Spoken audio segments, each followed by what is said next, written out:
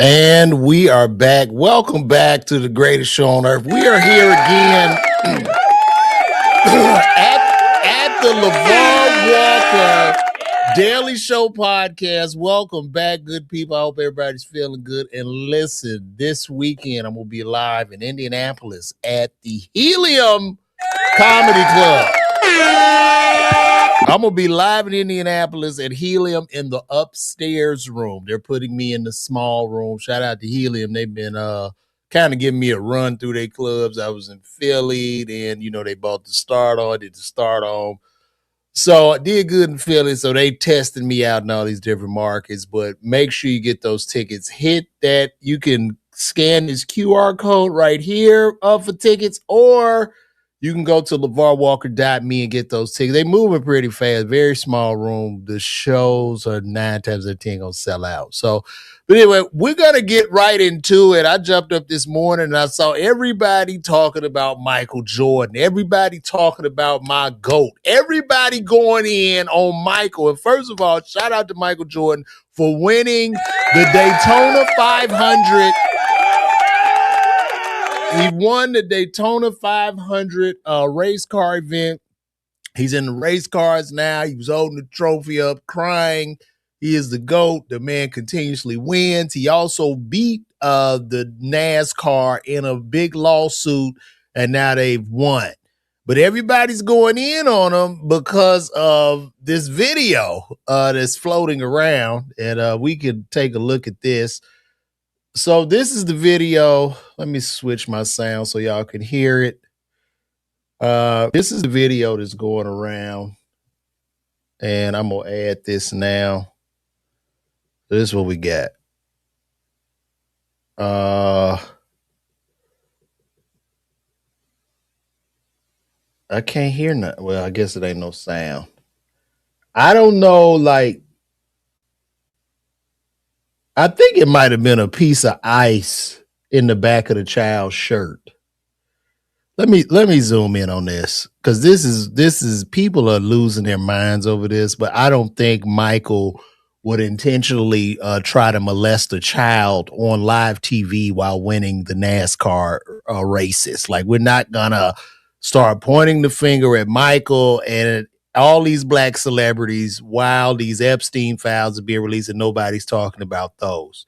So let's zoom in on this real quick. It looks like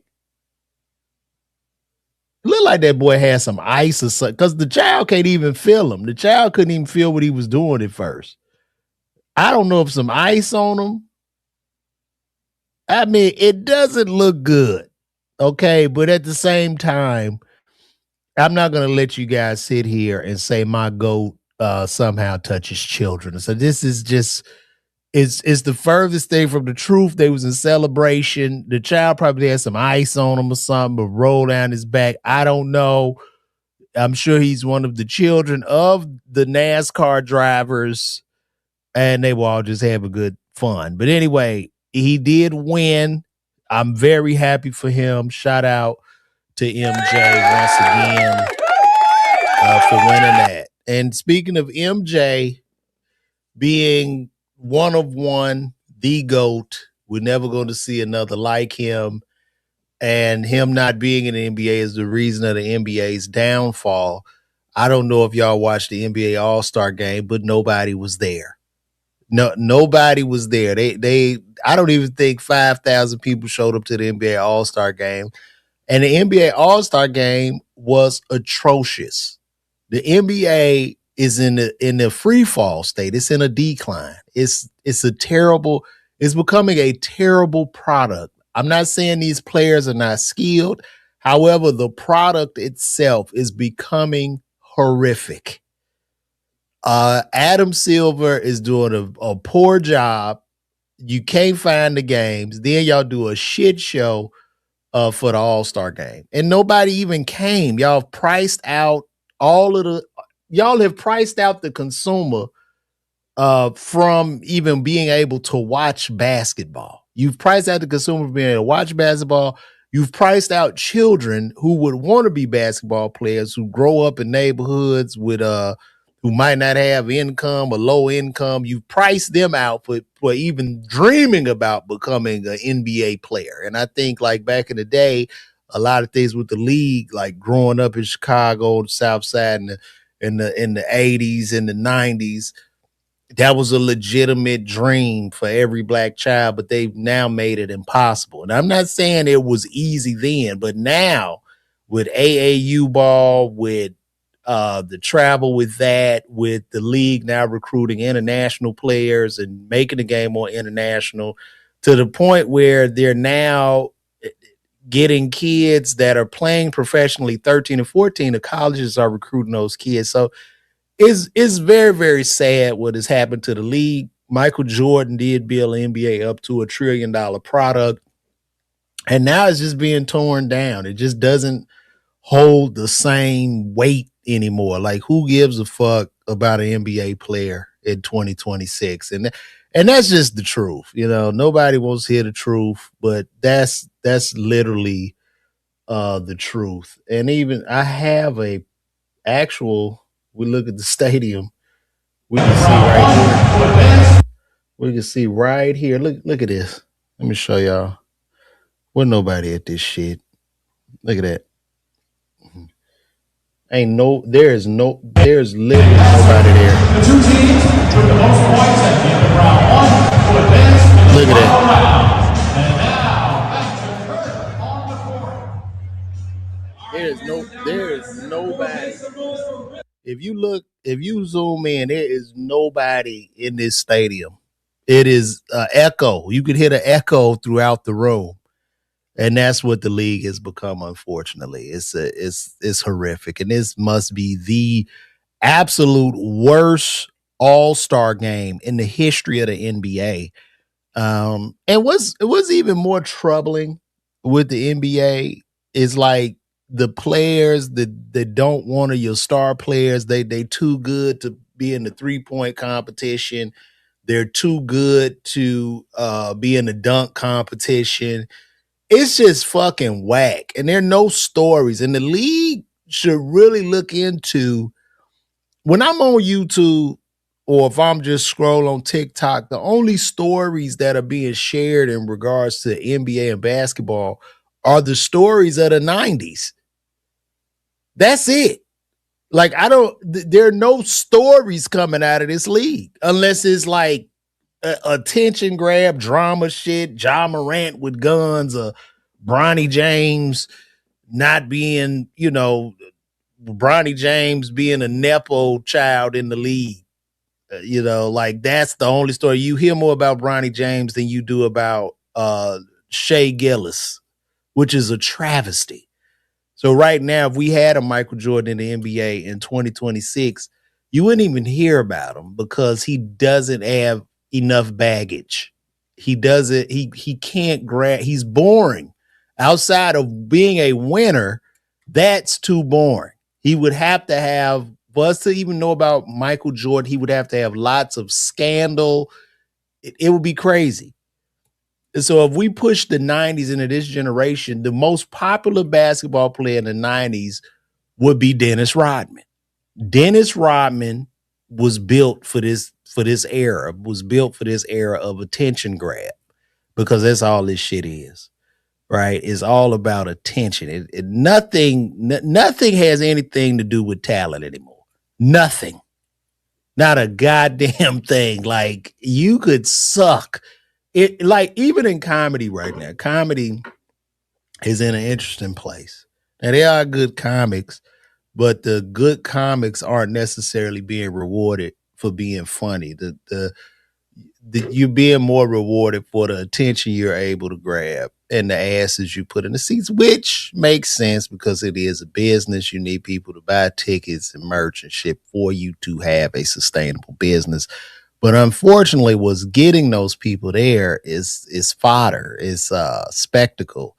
It's almost to the point where anybody can be a comedian. If you could sell the ticket, if you roll the toilet out on stage and take a shit in the toilet and you have thousands of people that want to buy your tickets, you are a successful comedian because you're the guy that shits the toilet and the people go fucking crazy. And how dare any other comedian with maybe some type of skill set or level, how dare him say, what the fuck?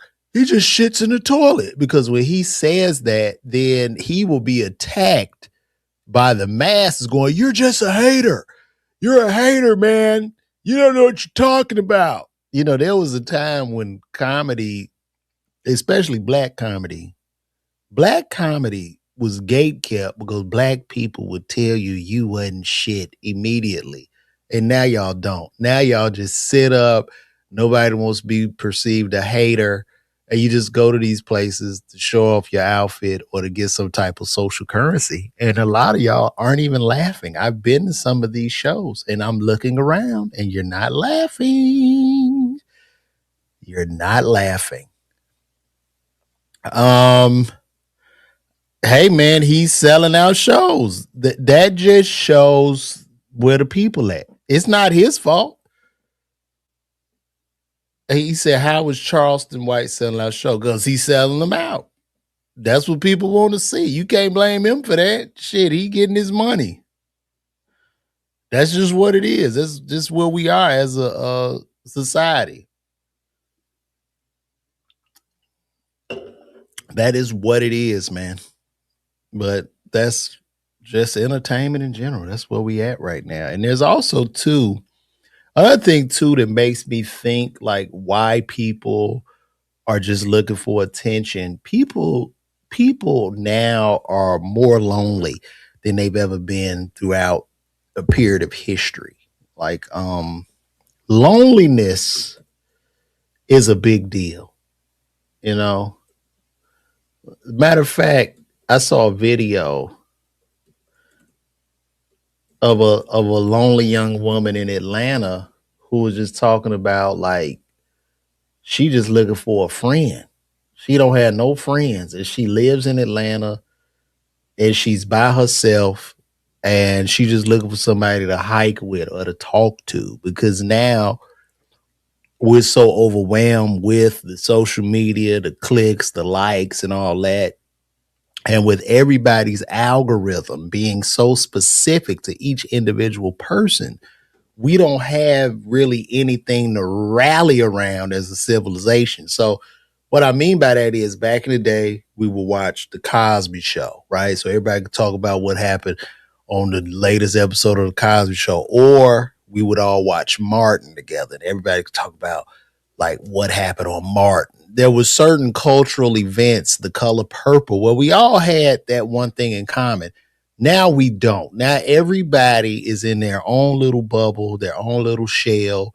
We might be able to talk about something that happened like in a trending topic real quick. We could talk about that together, but that lasts for a short period of time. It's very ephemeral. Go to LA Fitness. What'd you say? Go to LA Fitness Camp Creek for a friend. What that mean, Gary?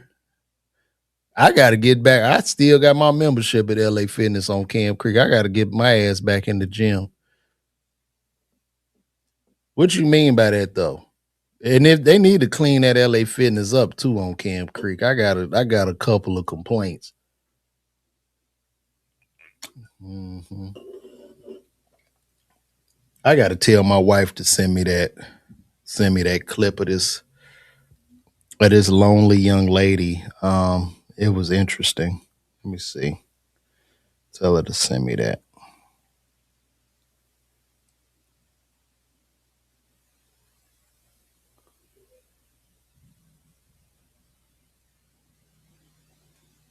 Okay. But we gonna move right along. Another thing I want to talk about too that kind of struck me.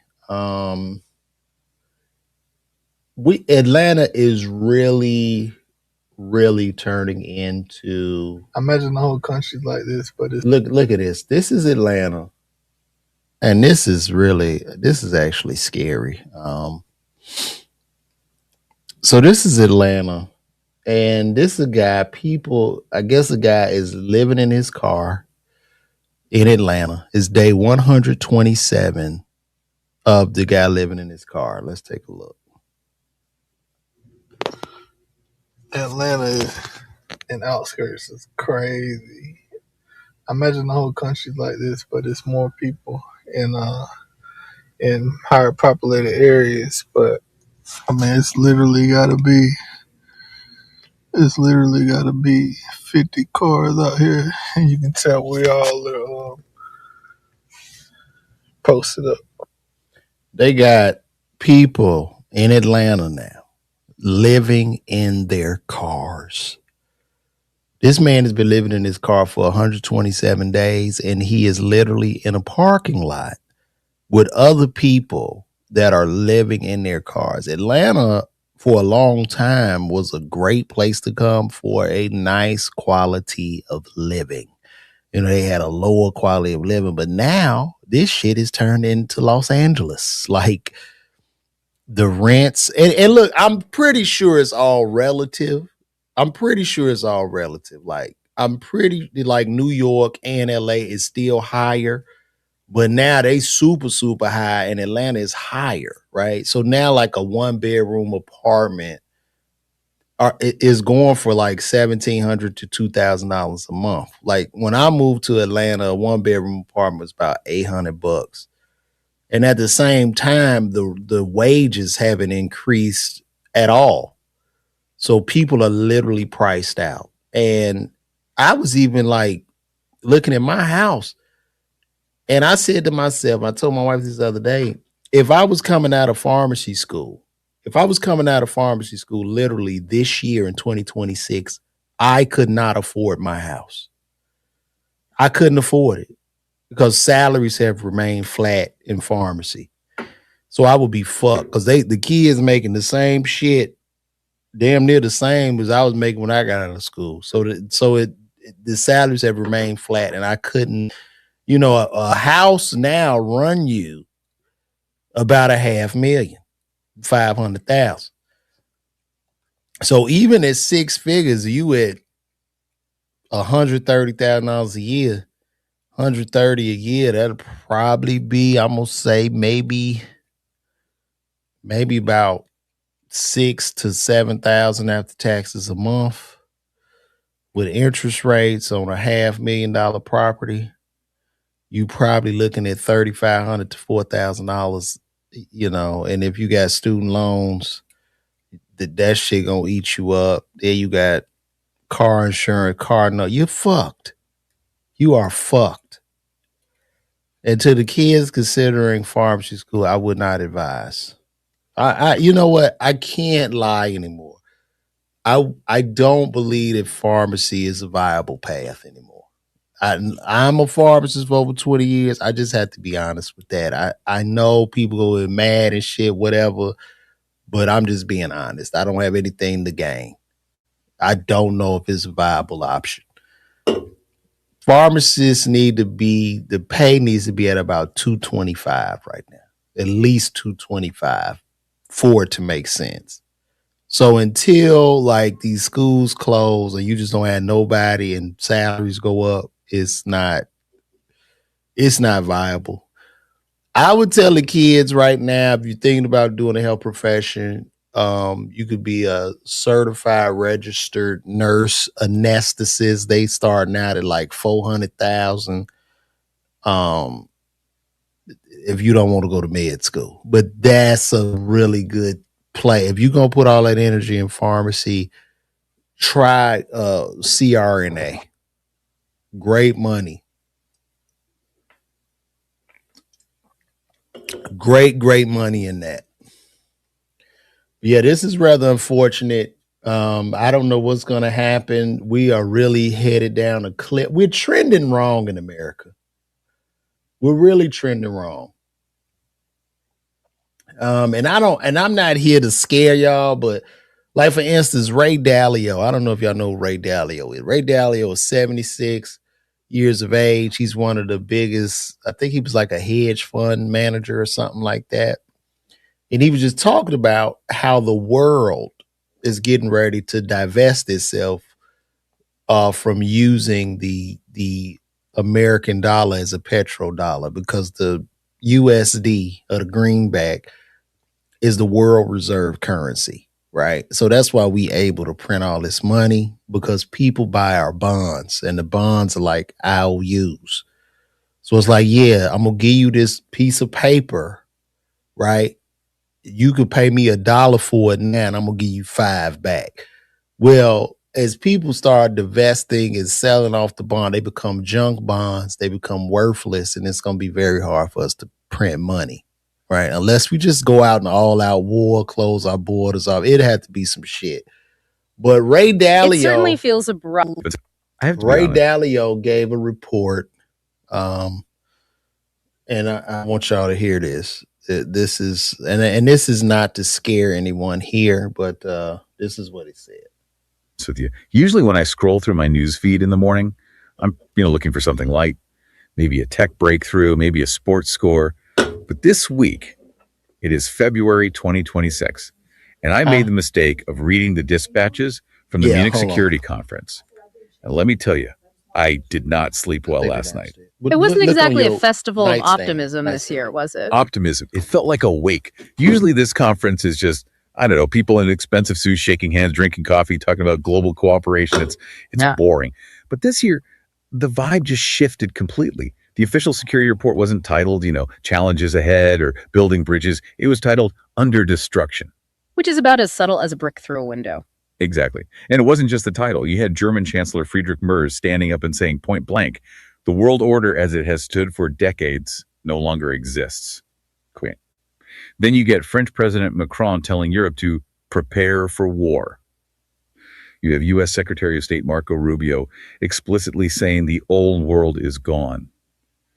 It feels like everyone decided to stop being polite and just start terrifying us all at once. It certainly feels abrupt if you're just looking at the headlines. It feels like the floor is dropping out. But if you take a step back, what happened in Munich isn't actually chaos. It's a diagnosis. And that's what we're digging into today. We aren't just going to stare at the scary quotes and panic. We're going to look at a deep analysis by Ray Dalio titled, It's Official, the World Order Has Broken Down. And broken down is a heavy title too. It's not the world order is strained, it's broken. Right. But Dalio uses his big cycle framework to explain the mechanics of why this is happening. He argues that we have entered stage 6. And for those who haven't, memorized his textbooks, stage 5 is the peak, the golden age of wealth and power. Stage 6, that is the decline. The hangover. The hangover, followed by the fight. Stage 6 is defined by great disorder. And the defining characteristic of this stage is a phrase that might sound like a cliche from a bad action movie. Oh, we got to stop it again. We just got a super chat in from the good brother Jonathan Soul. Shout out to Jonathan. Right on, brother. He came in with that $9 super chat, $9.99 actually. Thank you, brother. You have been one of the biggest supporters of this show. Shout out to the good brother Jonathan Soul again. But in geopolitics, it is literally true. Might is right. Okay, let's unpack this, because when we hear might is right, we think of bullies on a playground. It feels primitive. But Dalio makes a really interesting distinction here between how things work inside a country versus, how they work between countries. This is the absolute core concept you have to grasp to understand 2026. Think about your daily life. If you have a dispute with your neighbor, say they build a fence 3 feet onto your property, what do? I ask them to move it. If they don't, I call the city or I sue them. I go to court. Right. And why does that work? Because inside a country, there are laws, there are police, and there are judges. If you win in court, the state men with badges and guns will come and make your neighbor move the fence. There's a system above you that enforces the rules. We call that a civil society. But internationally? Internationally, there is no police force. There is no global court that can force a superpower to do anything. The United Nations. They can write a strongly worded letter. The International Court of Justice. They can issue a ruling, but they have no army to enforce it. So if a powerful country wants to move their fence into another country's territory, who is going to stop them? You can't call 911 on a nuclear power. The only thing that stops a powerful country is another equally powerful country. That is the law of the jungle. When powerful countries disagree, they don't sue each other. They threaten, they negotiate from a position of strength, or they fight. And Dalio's point is that for the last 80 years since World War II, we've lived in a bit of an illusion. We thought we had international rules. But really, we just had one dominant power, the United States, that was so much stronger than everyone else that it could enforce the rules it liked. Precisely. The rules-based international order was effectively the American order, and it worked because the US economy and military were larger than the next several competitors combined. But that gap has closed, and this is the mechanical trigger for stage 6. Conflict arises when a dominant power weakens, while a rising power, in this case China, approaches parity. It's the Thucydides trap. The old boss wants to keep the old rules because they benefit him. The new boss wants new rules. And because there is no judge to decide who is right, they have to I don't know. I guess we just go into war. I guess that's what this shit is saying. We're in trouble. Okay, that's what they're saying. The American dollar could become useless. The greenback could go down, and then you end up seeing like very, very high inflation. And you have to go to the bank with a wheelbarrow of money because the money ain't worth shit. So bread could end up being $1,000. That's literally where we at.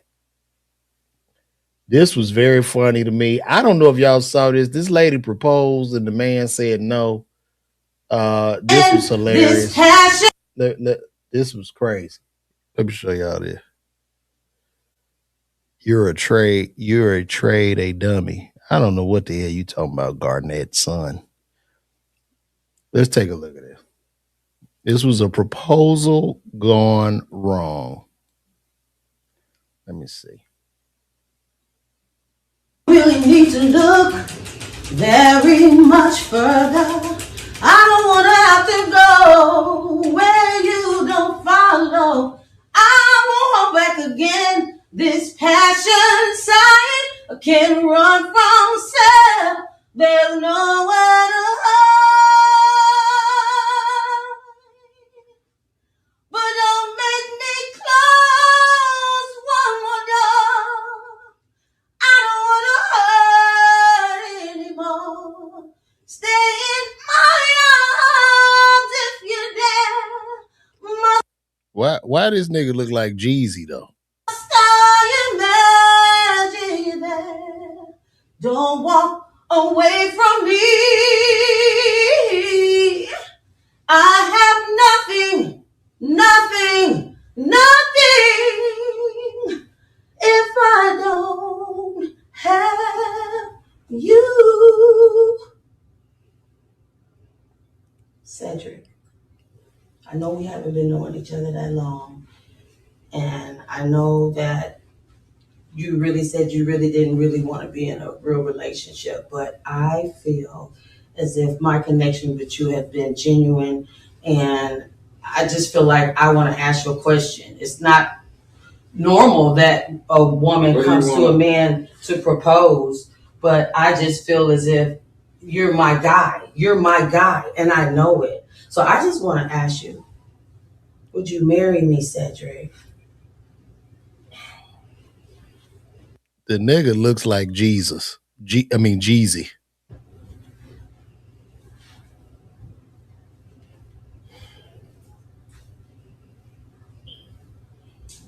Helen, you're a good woman. You're a good person, and I know your family and everything. I'm gonna tell y'all something. It's a lot of struggle in this house. Okay, if you look at that apartment and you see them boots she got on.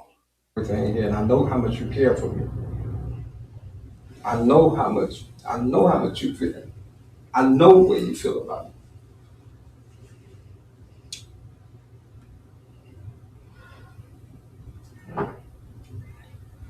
But I can't. I'm sorry. Yeah, I wouldn't do it either. It looked rough over there. I wouldn't be thinking about marriage. I'd be thinking about how to get the hell out them apartments.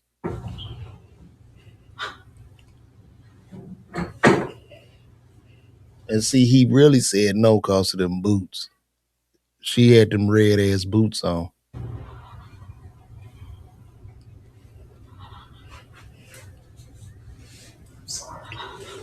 And if this is a skit, these people are doing.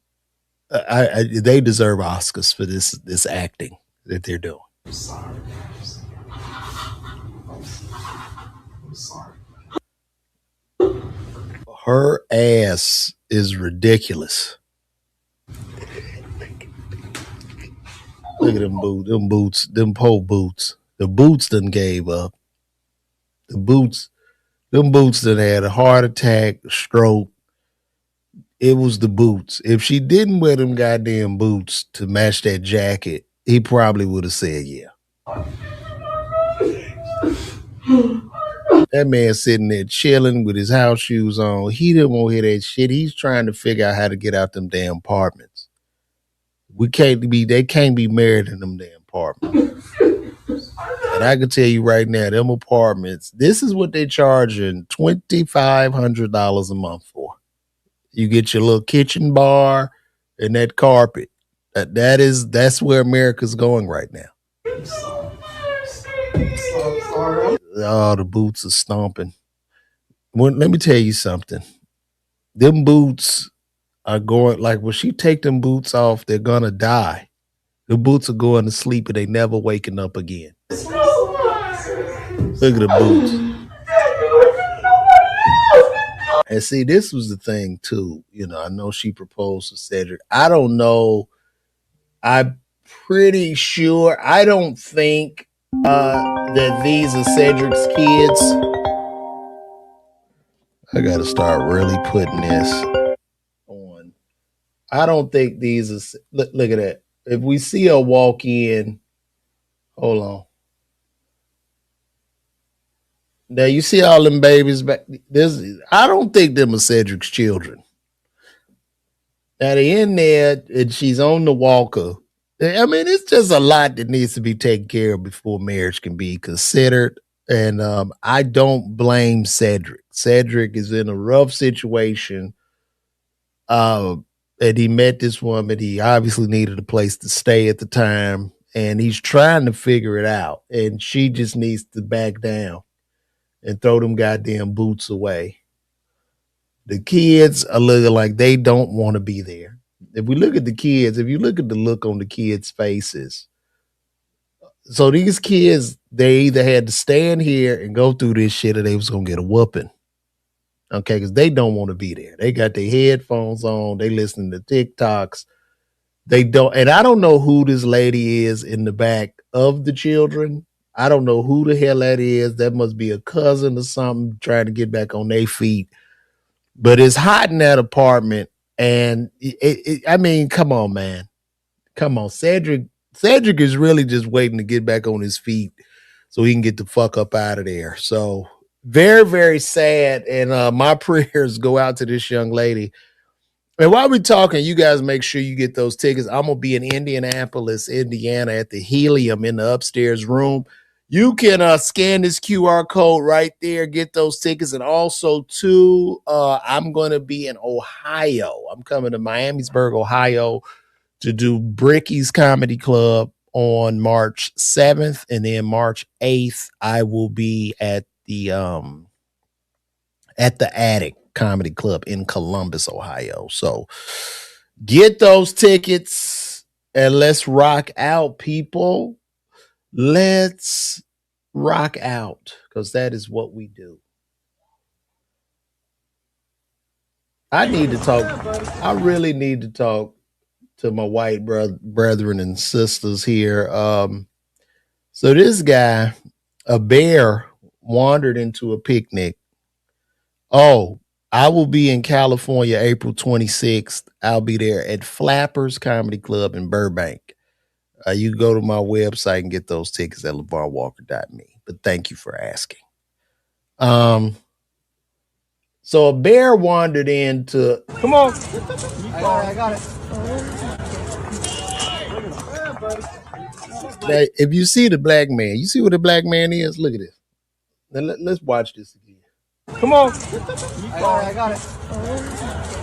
Look where the brother is. The brother got drink in the hand, far as fuck away from that bear. Now look at Jim. We gonna call him Jim. Jim sees the bear. Jim said, "Bear, you go get out of. You go get your ass. You gonna get right up out of here." There go Jim. Jim is walking on the side of this black bear. Now the black people look at him. Jim, get on out of here. Get your ass out of here. Bear looking at Jim. Now the bear has swiped at Jim, tearing some skin off. Jim is bleeding profusely right now. Jim is standing there telling a fucking black bear no. Like the bear's gonna go, oh, okay. I would have shot that bear. Just move. Just don't move. Go that way. Holy shit, that son of a bitch. He died? Oh my God. Yeah, Jim is bleeding. Jim, they took a chunk. That bear took a chunk out of Jim's ass. You are like. Jim is standing there smiling, bleeding profusely. shit. I have that on video. Oh my God, my bear. That's Jim. And Jim don't give a fuck. He barely got you. It's not. Jim don't give a fuck.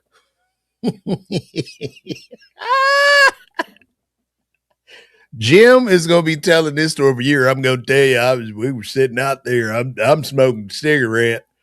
We're out. We're just having picnic. So this big black bear comes. I flicked my cigarette out, and I walked on the side of that bear because I was gonna get him out of there. So I walked right on side. I'm sure did. Everybody was running, people panicking. I walked that bear to the gate. I said, "Hey, you go." I looked that bear in his eye. I said, "Hey, you go." About 2 minutes after I looked that bear in his eye, he took that big old paw and he just clawed me a little bit. I bled out. I ain't gonna lie, but it didn't hurt me. Shout out to Big Jim. Shout out to Jim. When am I coming to Dallas, Texas? I'm about to put something together. I'll probably be in Plano. So stay on the lookout for that. That's probably where I will come. What else is going on in the world today, guys? This dude, Ray J. So Ray J, and I'm gonna turn the music off because I don't want to get a copyright strike. But let's look at this, man. So the good brother Ray J is live in concert. He's passing out flyers. He has a heart maker on, but if you could look, Ray J is bleeding, literally bleeding from his eyes. If you look at that, you can see this blood running down Ray J's face. And I just want to say to brother, you are sick, man. You need to go get help. You don't need to be on that road, big dog. You're bleeding from the eyeballs, my nigga. Bruh, you need to go get some help, bruh. Get off that road, dog. You can't be on that road. You got a whole, but this nigga got a pacemaker on. Bro, you gotta go to the doctor, dog. You gonna get sick out there, man. You got people touching you and shit. That shit can get an infection. Ray J, man. Ray, listen, man. Go your ass to the hospital, man. Go get some rest, bro. Let me see let's see what he's saying. He's there with a pacemaker on. What the fuck? Let me see.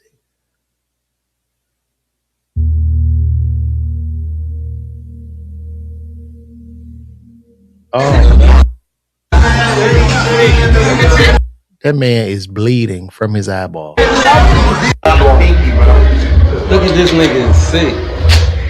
Damn, nigga, I'm getting better. I don't know what you trying to prove, Ray J, but you need to laugh at me being sick as no. You out there in the elements, bro, with all that shit opened up. You got a port on you. That can get infected. You're bleeding from the eyeballs, bro.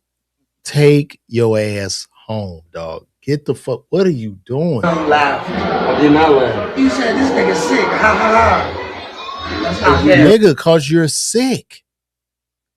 You're sick. You're bleeding from the eyeballs, and you walking around with a heart port on. You're okay. We're okay. Yeah, we're okay. That's what I'm. And what the fuck Bobby Valentino got on? Who is this nigga supposed to be Frozone around this bitch? What do you have on? Saying like, don't Are those glasses cool, nigga? do that. Well, hey y'all, we perfectly fine. Ain't nobody say, look at me. No, you're sick, homie. I'm fine, y'all. No, you not. You bleeding from your eyeballs. Bleeding from the eyeballs, that's like Ebola or some shit, man. Alright, fuck off. But I don't need a lot of wishes, cause I'll be okay if I get one. Bruh. And listen, women, that look at this.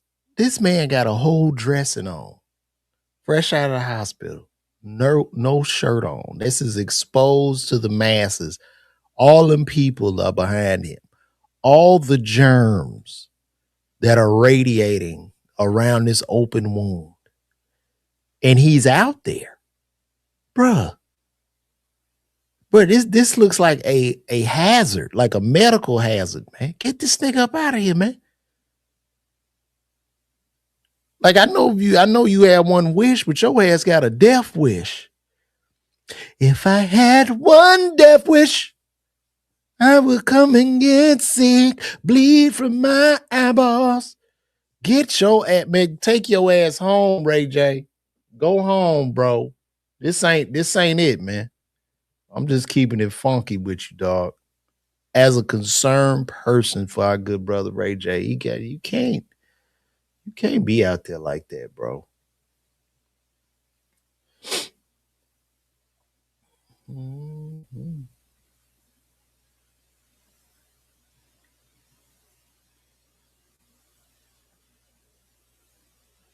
I want to see that. Somebody was talking about this NBA dunk contest. Let's take a look.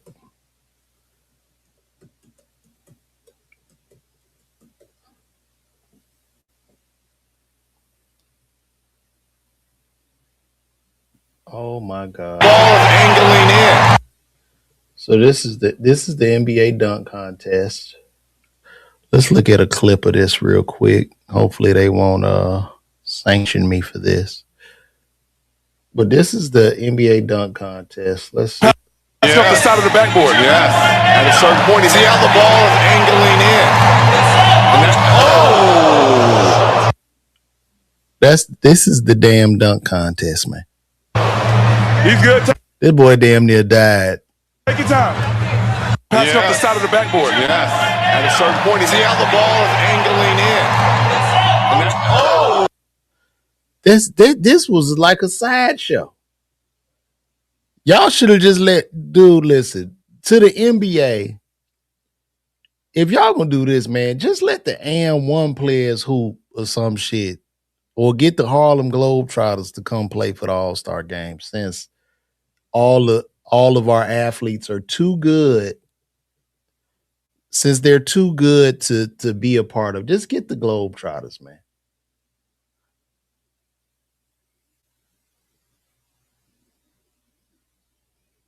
And that's all we got.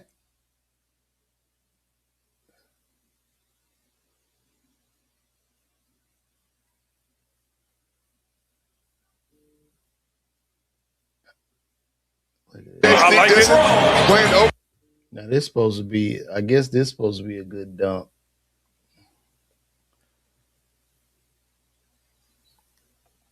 Let's see what we got. Something special's coming. They call him Showtime. What was that special? Was that and this nigga got his thighs tatted up. Yep. Nigga got thigh tattoos. The DJ Steve Dixon playing Oakland's finest. Here's my question.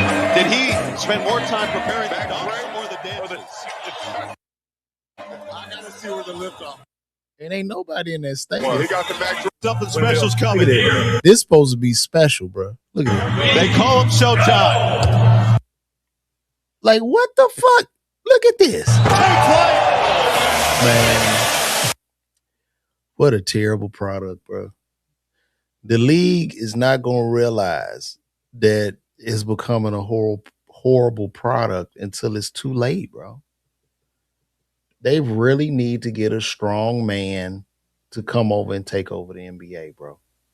And why the hell ain't Steph Curry been in? Has Steph Curry been in any 3-point contest?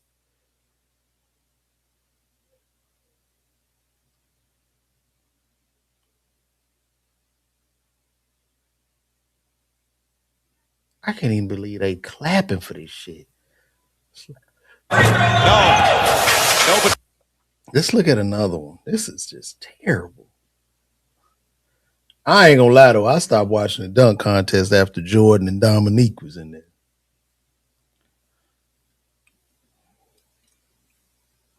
Look at this shit. He's going for it. He's going for it, being the biggest guy. No, between the legs. He's going for it. He's going for it, being the biggest guy. That nigga is 7 feet tall. Who wants to see this shit? We a cook, man. We a cook. The league is cooked, bro. Man, it's so sad. We just don't have nothing to champion no more, man. Nothing makes sense anymore. It's almost to the point like, why try to be good? Why even try? No star power in the dunk contest. Nothing about the NBA All-Star game makes anybody want to go now. It's very, very sad. Very, very sad.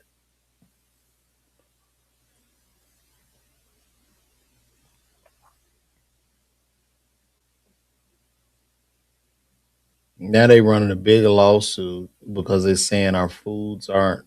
They knowingly engineered and Let's take a look at this.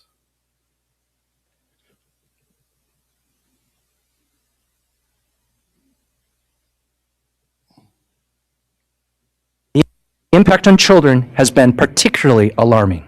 In December, San Francisco City Attorney David Chu filed a landmark lawsuit against 10 manufacturers of ultra-processed foods, alleging that, like the tobacco companies, they knowingly engineered and marketed addictive, dangerous products while hiding the risks and causing a public health crisis. The Consumer Brands Association, one of the largest trade groups representing the food industry, declined to respond to us about the lawsuit, but in a statement to 60 Minutes said there's no agreed-upon scientific definition of ultra-processed foods, and companies adhere to the rigorous evidence-based safety standards and nutrition. So I guess they're trying to sue because they're saying we're being fed chemicals, right? We're being every day we're being fed chemicals, and there are carcinogens in these chemicals. And we could kind of see it just the way, you got a rise in ADHD. These children are now inarticulate. The kids are not drinking water and shit. Like, we are in trouble. We're in trouble. It's a lot of trouble going on there. So very, very sad. I don't know what's going to happen. I don't think anything is going to happen. People, especially us in the community, they've been feeding us junk food for so long. Now they care for some reason. I don't know why.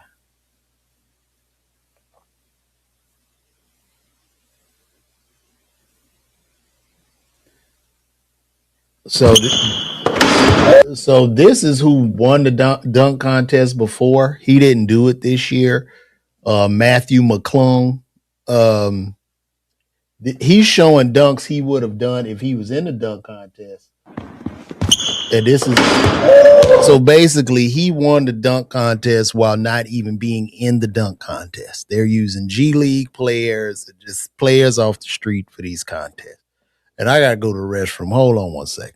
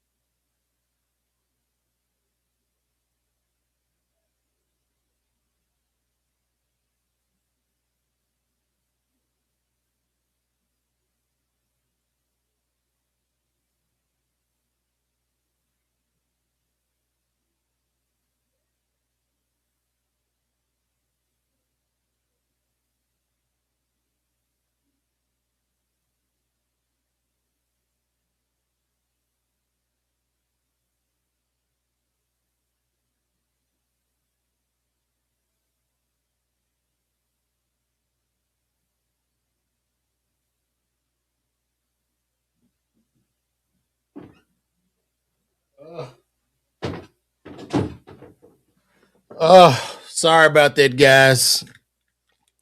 I had to use the restroom. When I drink them Celsius drinks, I have to go. My bladder is hyperactive when I drink those drinks. I need to stop drinking them. They like cigarettes or something, but it's what it is. Oh boy, so much going on in the world today. And as things going in the world, you guys make sure you get those tickets. See me live in Indianapolis at the Helium Comedy Club in the upstairs room. So if you're in Indianapolis, come to the upstairs room. No, I didn't poop. I pissed, Eric Mendel. Thanks for asking. I had to take a piss. And there's nothing greater than taking a piss when you're old. When you're almost 50, a piss feels good. I tell you that. Because you always go, woo! Feel good coming out, boy.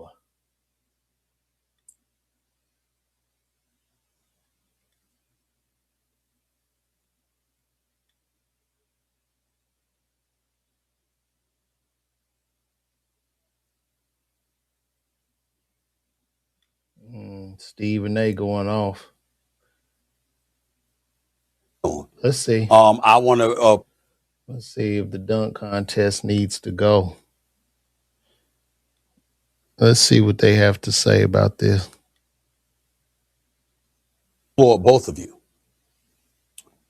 because you actually watched it. I didn't. I didn't think about the contest. No, I didn't turn my television set on. I want to applaud Keyshawn Johnson for winning. Pat Riley standing up and applauding him. I want to applaud the participants, the Jackson Hayes, the Jace Richardsons of the world, cats like Carter Bryant. I get it.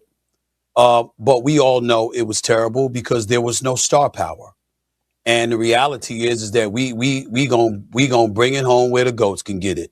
We gonna blame, I'm gonna blame LeBron James. Now, I've sat here for months and I've applauded his greatness and all the things that he has done and he has meant to the NBA. But I have said it, and I'm going to be very, very consistent. The person who really is the provocateur to ruin the slam dunk contest was him, because he was a superstar who put on a dunk contest every night in the layup line, particularly when he knew that there was momentum swelling for him to participate. And he never did. He even teased that he was going to participate one year,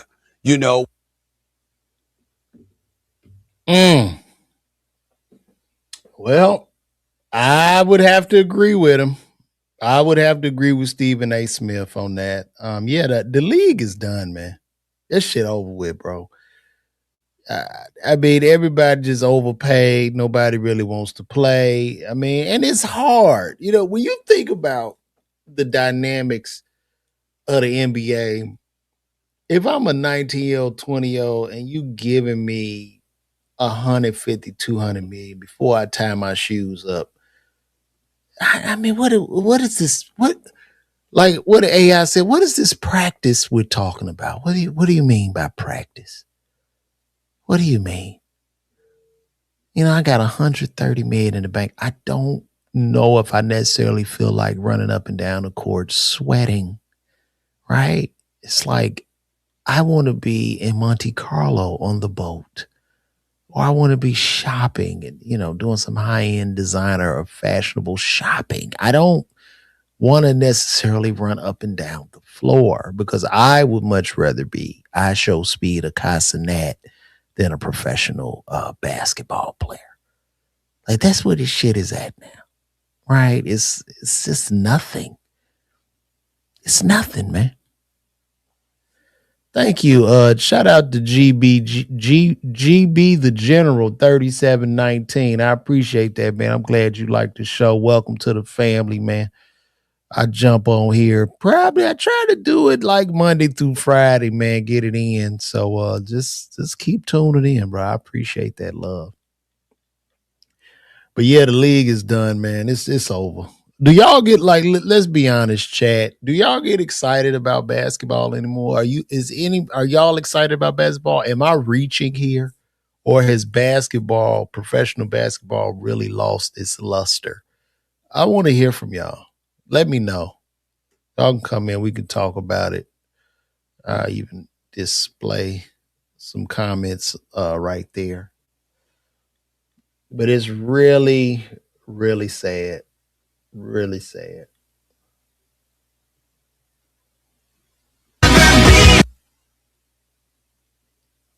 Oh, shout out to these kids, man. The what you say? You say I'm whack.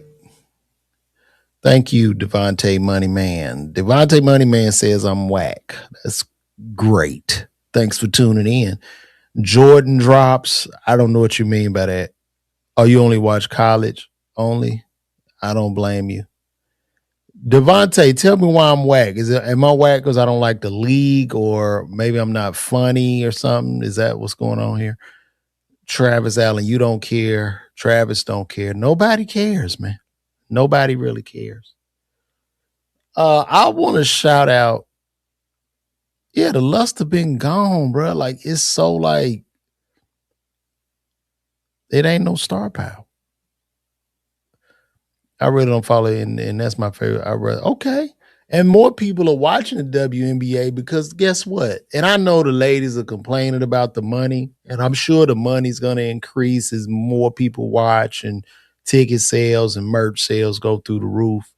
But more people are watching the WNBA because there's probably these ladies are playing. They love the game. They really love it. So, you know. If they made it free to watch, more people would tune in to take. Yeah, it's crazy. They are greedy. Johnny Dang says I'm reaching a little. Shout out to Johnny Dang 77. Could you tell me where I'm reaching at, Johnny? I would love to know. Yes, sir. What's up, Country Music Lands? What's happening, brother? But Johnny, come in and tell me where I'm reaching or where my point of view is off to you. I would love to have that discussion with you. I'm right here, brother. Okay. Johnny Dang makes the point. It's getting a little better with players from all over the world. All right. I do think these guys are way more skilled, way more advanced, more athletic. However, they've changed the nature of the game for them to run up and down the court and just shoot balls. And everybody's just standing there waiting for a perimeter shot. There's like no artistry as far as them, entering the lane and showing aerial acrobatics and shit like that. It's crazy.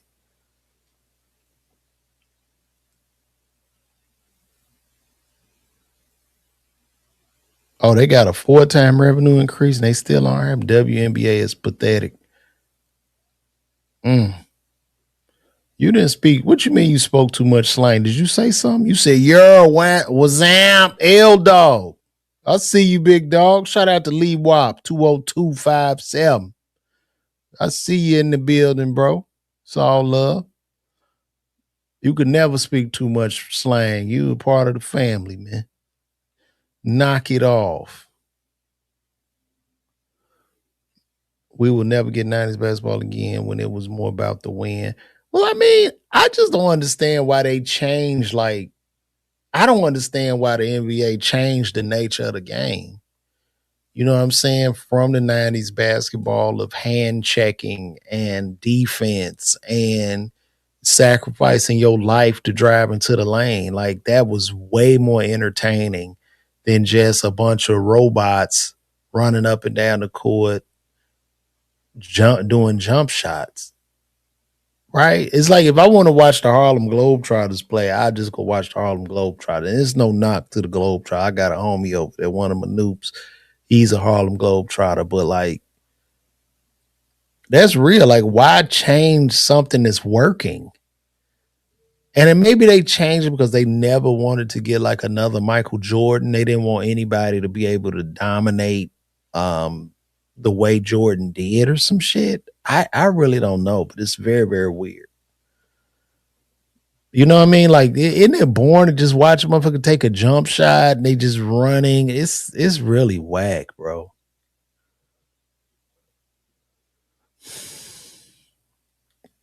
Yeah, I spoke on MJ's behavior. Well, I mean, it wasn't, dude. I think he was helping that kid, man. People trying to make it out to seem like he was molesting the child. Like, no, dude, he was getting something. I think the baby had some ice on him or something like that. Offense sales tickets. I don't know, man. Let's look that up. Is the NBA's sales revenue declining? Maybe they up.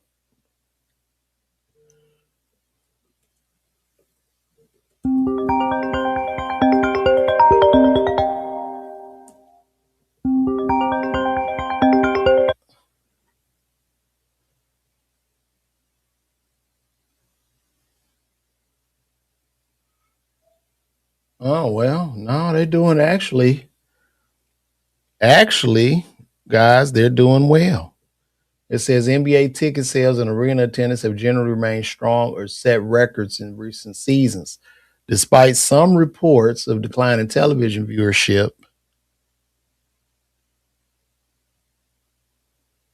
Of declining television viewership, while specific teams may experience dips league-wide, the demand for live games remains high, with 2022-23 setting records for total attendance and sellouts. The 2023-2024 season saw average attendance of 18,324, with 71% of games selling out. Despite some declines in TV ratings, teams have increased revenue by raising ticket prices. High demand teams like the Golden State Warriors, New York Knicks drive significant secondary market sales, with average prices sometimes exceeding $600. Well, I mean, that sounds real. I guess they are I guess the thing is you want to get, they don't want the common man to watch the game anymore. I guess that's where we're at. No common man can watch NBA, right? Because they got them on like a million different streaming platforms, and it's very, very weird to me. It's very weird.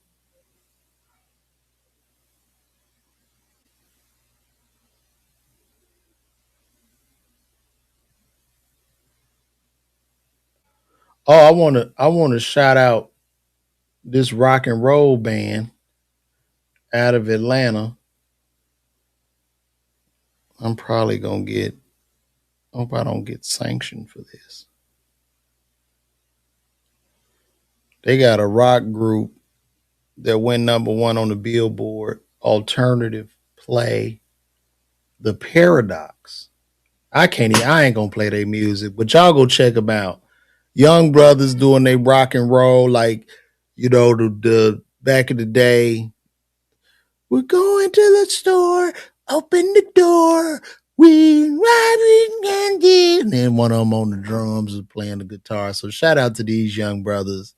And it's good to see a lot of the young brothers evolve out of trap music and things that harm our people. So good for them. Very, very happy. Very, very happy for those young brothers.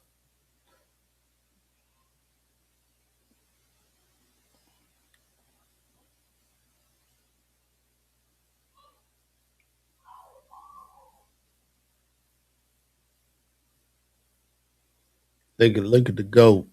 Here, sir, we talked before the. Look at the GOAT. I know we was talking about Jordan when he wiped that baby's bottom, but the man wins again.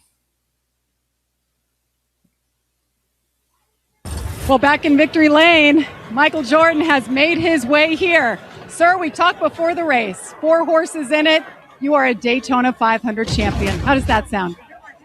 I can't even believe it. Yeah, I mean, it was so gratifying. I mean, we had 4 guys that were really fighting, that was helping each other out. I mean, you never know how these races going to end, right? It's like you just try to survive. And, I thought Riley did an unbelievable job by pushing at the end. That shows you what teamwork can really, really do. I mean, he doesn't get enough credit. He won't get enough credit, but we feel the love. We understand exactly what he did. And, I mean, we just hung in there all day. I mean, we great strategy by the team, and we gave ourselves a chance at the end. And, look, I'm ecstatic. I mean, I don't even know what to say. It feels like I won a championship, but until I get my ring, I won't even know. All right, what size ring do you wear? Did you tell Size 13. Size 13. Just Hey, happy early birthday. Thank you very much. Greatly appreciate it. Our GOAT wins again. He does it again. Shout out to MJ, man. I would never want to meet Michael Jordan in person. I love MJ, but I would never want to meet him. Like, they say Michael Jordan the wrong dude to meet. You just want to hold him in high regards, but I don't think I want to meet him because he's an asshole. He's probably one of the greatest assholes the world has ever known. Rightfully so, because he's Michael Jordan. And I'm an asshole. And typically when assholes meet assholes, they don't really like it's a clash.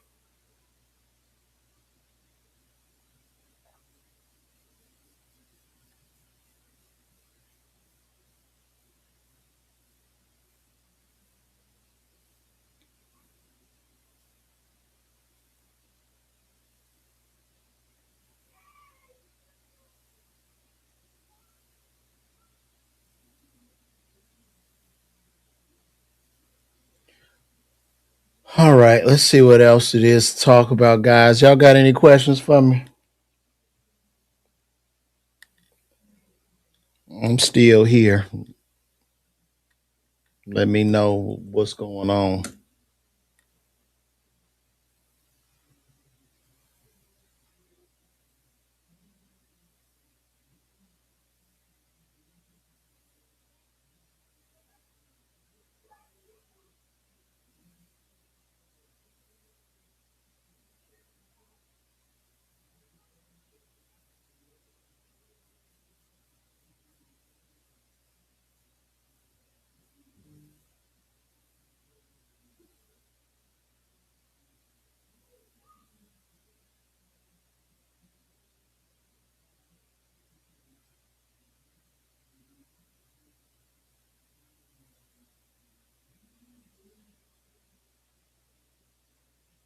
Hmm.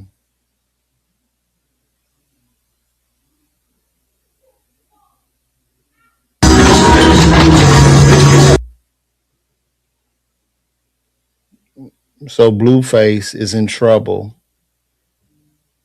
They done put Blueface in trouble. Let's see what he did.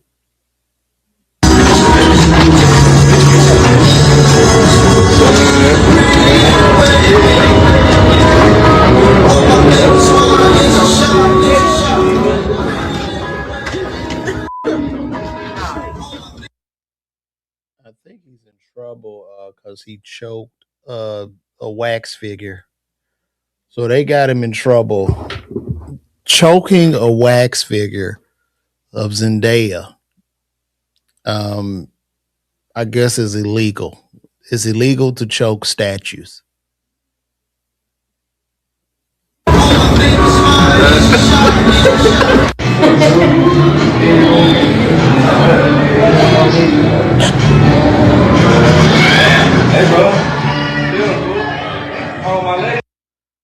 That's hilarious. I don't. We in a weird society. I don't know why they would be penalizing a man for choking an actual statue, but I guess you can't choke statues now. You go to jail. You go to jail for that, Blueface. Don't choke the statue. Well, anyway, guys, it's time for me to wrap this up. This has been a Stone Cold Groove. Y'all tune in on me. I'll be back. And check me out. I'm on my way to Indianapolis, Indiana. Get those tickets. And let's turn it up, y'all. I'm gonna see you guys tomorrow. I might do another one today, actually. But it's nothing but love, guys. I'm out. Good night. God bless. I ain't even set my outro video. There we go.